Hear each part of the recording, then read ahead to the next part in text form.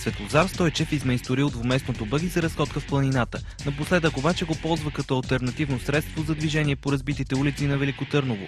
За мен проблем няма за дупките с това превозно средство. Като гледам за тия скъпи автомобили, които стоят стотици хиляди лева, някои от тях, проблема е голям. Самоделното бъги струва около 15 000 лева. Сглобено е от части на различни автомобили.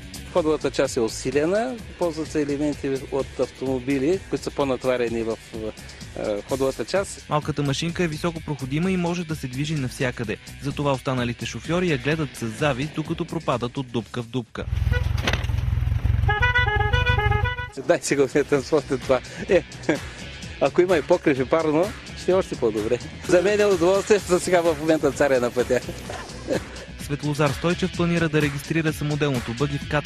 Заканва се, че ако скоро улиците не се ремонтират, ще го патентова като местен модел кола против дупките. Според него Велико Търново може да кандидатства за домакинство на състезание по офроуд. Така няма да се трошат пари за изграждане на специално трасе, а ще се ползват направо градските улици.